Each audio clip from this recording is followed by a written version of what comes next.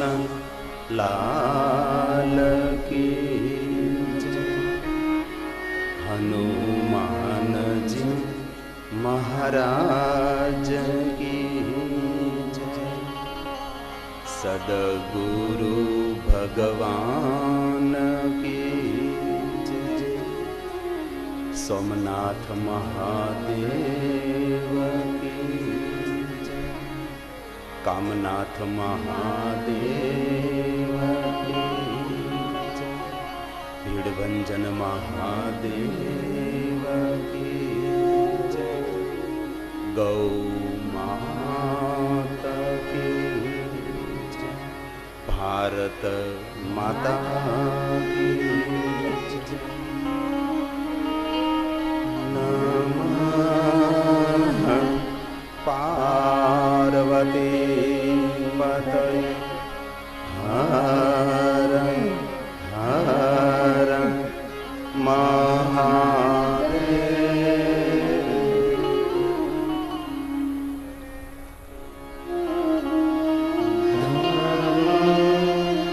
क्षेत्रे महाक्षेत्रे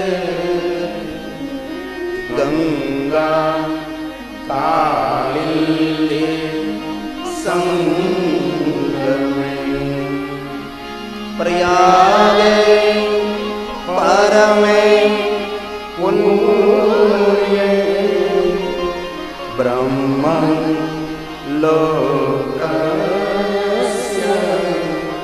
वर्तमाने ब्रह्म लोकस्य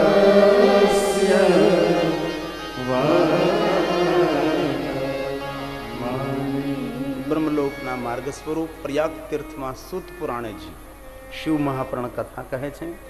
બ્રહ્મલોકમાં બ્રહ્માજી નારદને ભગવાન મહાદેવની કથા કહે છે। શિવ મહાપુરાણ અંતર્ગત પાર્વતી ખંડમાં મહર્ષિ ભગવાન વેદ વ્યાસજી નારદના મુખમાં શબ્દો મૂકી બ્રહ્માજીનું સંબોધન કરે છે અને શિવ કથાનો પ્રારંભ થાય છે। આવો આદર સાથે આપણે સૌ ભગવાનની કથાનું શ્રવણ કરીએ। વિધે સર્વં વિજાનાસી। બ્રહ્માજીનું નામ છે વિધેય વિજાનાસી। આપ સર્વ વસ્તુને જાણો છો। નારદ બોલે છે હે વિધેય સર્વમ વિજાનાસી, મારા પર કૃપા કરો, ભગવાન શંકરની કથા કહો। પરંતુ કથાની અંદર એવી કથા છે કે માનવ માત્રનું મંગલ અને કલ્યાણ કરનારી કથા છે। એ કથા આપ મને સંભળાવો। નારદ બોલે છે કૃપયા શંકરસ્ય તવ યાદ અભૂતા હિ કથિતા કથા મેં શિવયો શુભા કથા મેં શિવયો શુભા। કથાની અંદર પણ એવી કથા છે જે માનવ માત્રનું શુભ કરનારી કથા છે। એ કઈ કથા? તો એ કથાનું નામ છે ભગવાન શિવ અને પાર્વતીના વિવાહની કથા છે।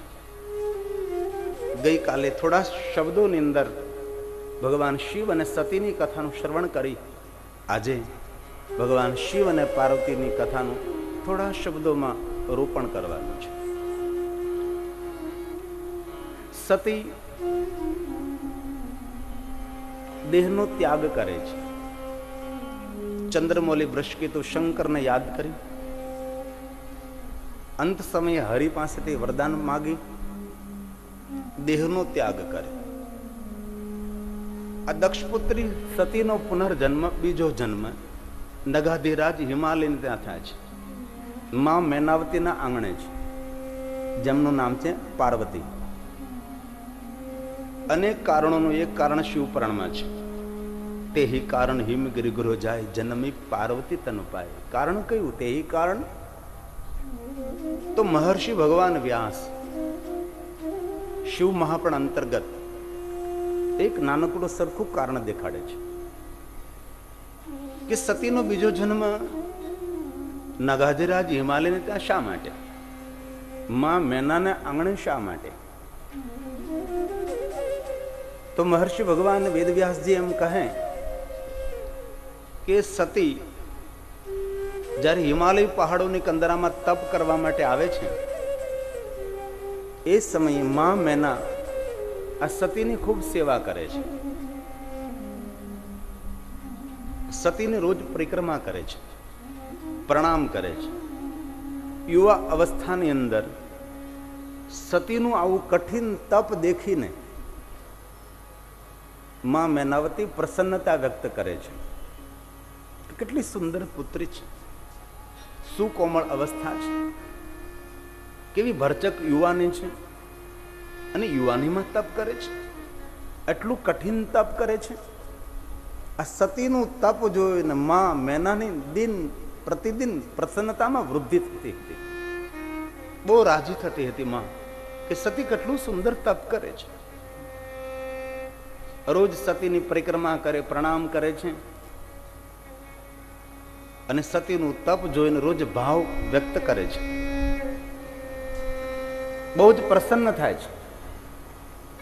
અને ખૂબ યાદ રાખવા જેવી સાધુ મહાપુરુષોની કહેલી વાત, કોઈનું તપ જોઈને પ્રસન્ન થઈએ, કોઈની સફળતા જોઈને રાજી થઈએ, કોઈનું સારું જોઈને પ્રસન્ન થઈએ, કોઈના સુખ જોઈને આપણી પ્રસન્નતામાં વૃદ્ધિ થાય, તો સમજો આપણી પ્રસન્નતા, આપણા સુખ નિત્ય આપણી પાસે ટકી રહે છે. પણ દુનિયામાં બહુ ઓછા માણસો હોય છે જે કોઈનું સુખ જોઈ, કોઈની સફળતા જોઈ, કોઈની સંપત્તિ જોઈને રાજી થતા હોય છે, કોઈના સારા કાર્યો જોઈ અને પ્રસન્નતા વ્યક્ત કરતા હોય છે. એવા દુનિયામાં બહુ ઓછા માણસો હોય છે. અને આ પ્રકૃતિમાં જે કાંઈ જોતું હોય એ પહેલાં આપવું પડે છે. આપણે ખેડૂના દીકરા છીએ, ખેતરમાં વાવવું પડે છે. એ જ આ પ્રકૃતિ છે. જે બોલીએ, જે વિચારીએ એ બધું આપણા માટે ફલિત થતું હોય છે. કોઈના માટે ખરાબ વિચારીએ એમનું તો ખરાબ થતું થાય, પણ આપણું તો થવાની એ શરૂઆત થઈ જાય છે. એક પ્રકૃતિનો શ્રેષ્ઠ નિયમ છે. હવે સતીનું તપ પૂરું થાય છે. ભગવાન મહાદેવે દર્શન આપ્યા છે. મહાદેવજીએ વરદાને પૂછ્યું. સતી પોતાનું તપ પૂર્ણ કરી પોતાના પિતાના ગૃહે જવા નીકળે છે. માર્ગમાં માં મેના ઉભા છે. આજે મેનાની આંખો ભીની છે. સતીનું ધ્યાન ગયું કે અરે માં તું? હા સતી, માં મારું તપ પૂર્ણ થયું, મારા તપનું ફલ મને મળી ગયું. ભગવાન મહાદેવે મને દર્શન આપ્યા અને શંકર ભગવાનના મને દર્શન થયા. માં હવે હું જાઉં છું, મારું તપ પૂર્ણ થયું છે. ત્યારે માં મેના રડી પડે છે કે સતી, મને વિચાર આવે છે, હવે કાલે હું કોનું દર્શન કરીશ, હું કોની પરિક્રમા કરીશ? આપનું તપ જોઈને મારી પ્રસન્નતા નિત્ય ટકી રહેતી હતી. આપનું તપ મારા માટે એક પ્રેરણારૂપ હતું. આપને રોજ હું પ્રણામ કરતી, પરિક્રમા કરતી હતી. પરંતુ સતી, આપના તપના પ્રભાવને કારણે હિમાલય પહાડોની કંદરામાંથી ખુશ્બુ આવતી હતી. આપના તપને કારણે આપે હિમાલય પહાડની શોભામાં વૃદ્ધિ કરી છે. આપનું આગમન, આપની ઉપસ્થિતિ હિમાલય પહાડની કોઈ દિવ્ય ચેતનાઓ પ્રગટ થતી હતી. માં મેના કહે છે, સતી, આપનું તપ પૂર્ણ થયું, આપ તો હવે જઈ રહ્યા છો. એટલું બોલતા માં મેના રડી પડે છે. હવે સતી બોલે છે, માં એક વાત કહું, જ્યારથી હું હિમાલય પહાડમાં આવીને ત્યારથી માં તું મારી બહુ સેવા કરે, મારી પરિક્રમા, મને પ્રણામ કરે. મારું તપ દેખીને તું માં કેટલી રાજી થતી હતી. મારું તપ દેખીને માં તું કેટલી પ્રસન્નતા વ્યક્ત કરતી હતી. માં મેના, આપે મારી બહુ સેવા કરી છે. માં મેના, હવે મારું તપ પૂર્ણ થયું છે, હું મારા પિતાના ગૃહે જાઉં છું. પરંતુ માં, આપના તપથી બહુ પ્રસન્ન છું. માં મેના, હું રાજીપો વ્યક્ત કરું છું, પ્રસન્નતા વ્યક્ત કરું છું. પરંતુ માં મેના, આપે મારી બહુ સેવા કરી છે, મારે તમને કઈ આપવું છે. આપ મારી પાસે કઈ વરદાન માગો. માં મેના કહે છે, દક્ષપુત્રી સતી, આપની પાસેથી શું માંગવું, આપની પાસેથી કયું વરદાન માંગવું? એ દક્ષપુત્રી સતી, આપ મને શું આપો? આપ પાસેથી કેવું વરદાન માંગવું? એ દક્ષપુત્રી સતી. વારંવાર વારંવાર કહે દક્ષપુત્રી સતી, દક્ષપુત્રી સતી. ત્યારે હવે સતી બોલે છે, માં મેના તારી થોડીક ભૂલ થાય છે. માં મેના કહે, દક્ષપુત્રી સતી મારી કઈ ભૂલ થાય છે? માં, તું જે બોલી રહી છો ને દક્ષપુત્રી સતી, માં હું કોઈ દક્ષની પુત્રી નથી. અરે આપ દક્ષના પુત્રી સતી નહીં? આ માં, મારું અવતરણ તો દક્ષની પુત્રી સતી તરીકે થયું છે, પરંતુ માં મેના તું સાંભળ. અત્યાર સુધીની જીવન યાત્રામાં મેં મારી કોઈને ઓળખાણ નથી આપી, મેં મારી મૂળ પહેચાન કોઈને નથી કરાવી, પરંતુ આજ આપની સેવાથી હું અતિ પ્રભાવિત છું. માં મેના, હું આજે મારી ઓળખાણ કરાવું છું. અરે આપ તો દક્ષના પુત્રી સતી નહીં? નહીં માં, હું કોઈ સામાન્ય દક્ષની પુત્રી સતી નથી, પરંતુ માં મેના મેં મારી ઓળખાણ નથી કરાવી, પણ પહેલી વાર હું તને મારી ઓળખાણ આપું છું. માં મેના, હું વિશ્વ માલકીન છું, હું ભવાની છું, અંબા પરાંબા જગદંબા છું. સુંદર લીલા કરવાને વાસ્તે આ પૃથ્વી પર હું આવી છું. દક્ષની પુત્રી તરીકે દુનિયા મને જાણે છે, પણ હે માં, હું કોઈ સામાન્ય દક્ષની પુત્રી નહીં, મેં તો વિશ્વ માલકીન ભવાની અંબા પરાંબા જગદંબા. આજ હે માં, તારી સામે જે ઊભી છે એ દક્ષની પુત્રી નથી બોલતી, આજે અંબા જગદંબા ભવાની બોલે છે. માં મેના, તો વરદાન માગ, વરદાન માગ, વરદાન માગ. આજે દક્ષની પુત્રી નહીં ભવાની બોલે છે, માં અંબા પરાંબા જગદંબા બોલે છે, તો વરદાન માગ, વરદાન માગ. અવસર દેખીને માં મેના કહે છે,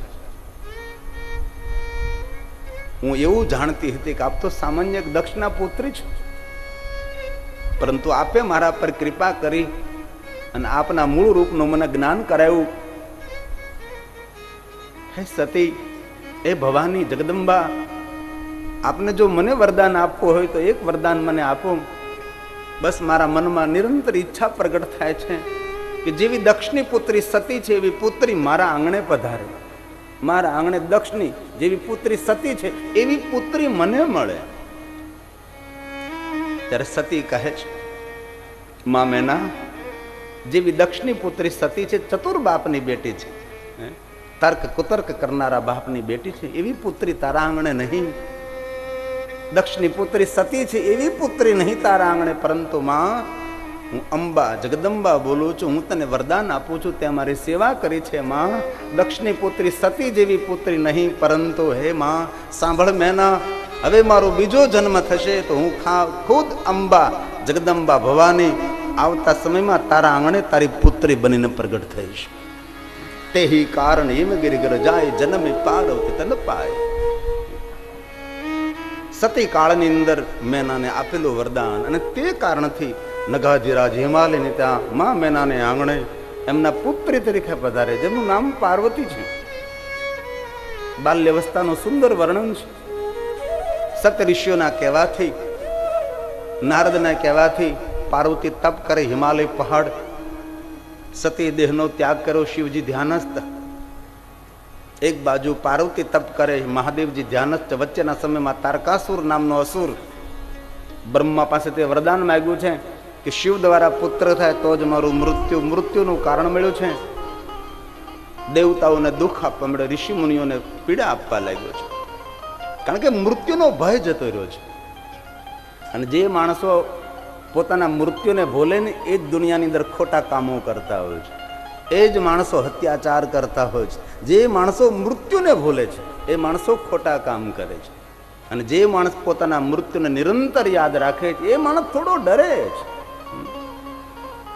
જે માણસો મૃત્યુને ભૂલે છે અનેક પ્રકારના કુકર્મોની અંદર એ રત રહેતો હોય છે, બીજાને પીડા આપતો હોય, બીજાને દુઃખ આપતો હોય. તારકાસુર આજે પોતાના મૃત્યુ પર એમ થયું કે મેં મારા મૃત્યુને જીતી લીધું છે, કે શિવ દ્વારા પુત્ર થાય તો જ મારું મૃત્યુ, શિવ બીજા વિવાહ કરે નહીં, મને એમને પુત્ર મળે નહીં, અને મારું મૃત્યુ ન થાય, મૃત્યુનો ભય છૂટી ગયો છે.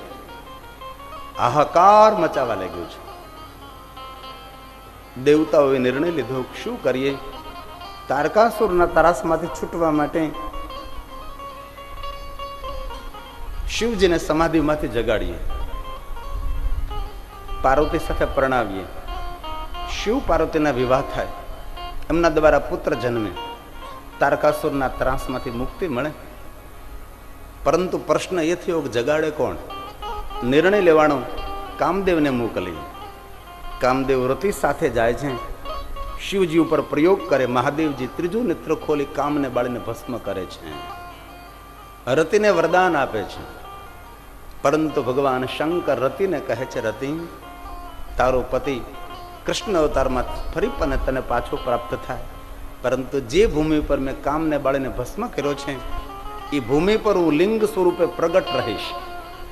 ભગવાન શંકર કામનું દહન કર્યા બાદ, કામને બાળીને ભસ્મ કર્યા બાદ એ ભૂમિ પર ભગવાન શંકર લિંગ રૂપેણ સતમઃ અનુગ્રહાય લોકાનામ, લિંગ રૂપે ભગવાન શંકર ત્યાં પ્રગટ થાય છે.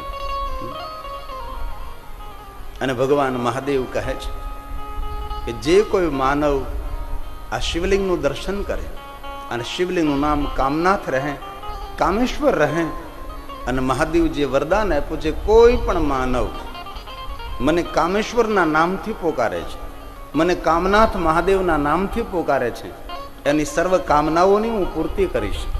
તેથી મહાદેવનું એક નામ છે કામનાથ મહાદેવ, મહાદેવનું નામ છે કામેશ્વર મહાદેવ. રણસીકી ગામ બહુ જ ભાગ્યવાન છે.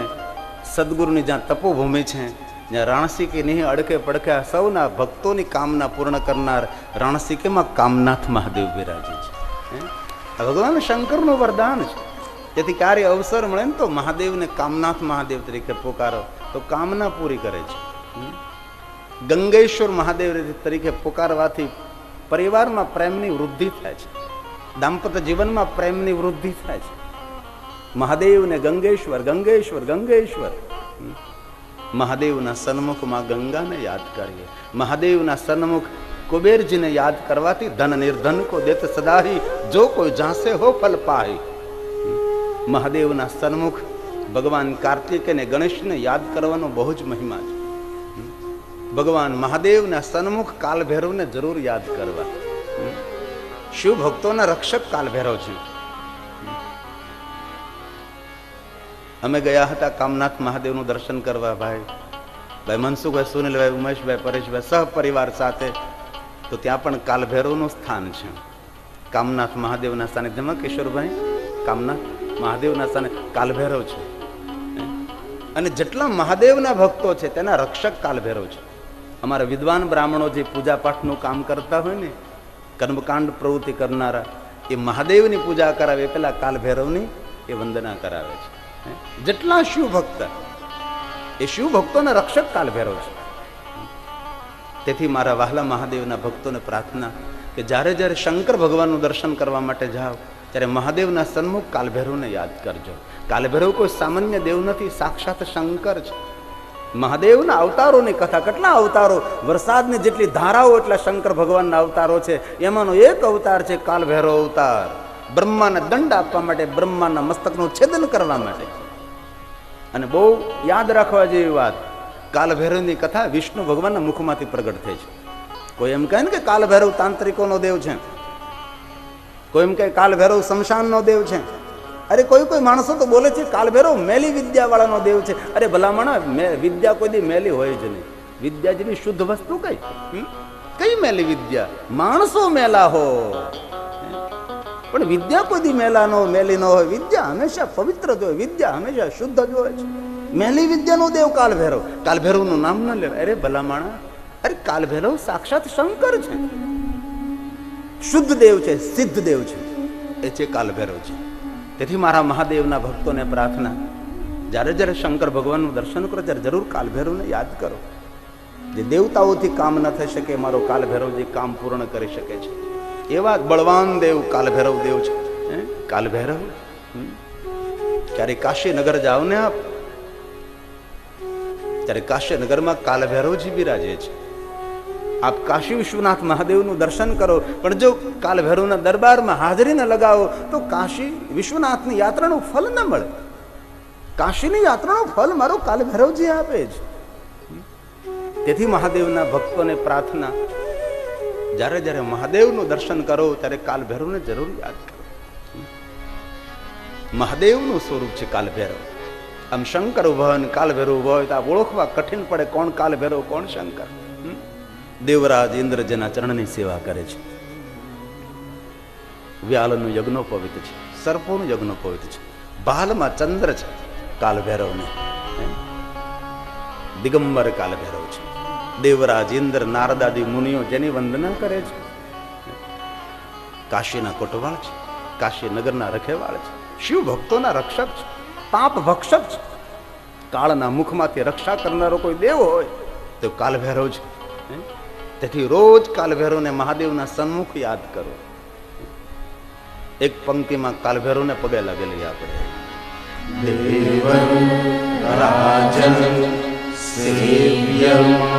દેવરાજ ઇન્દ્ર જેના ચરણની સેવા કરે એ કાલ ભૈરવ છે.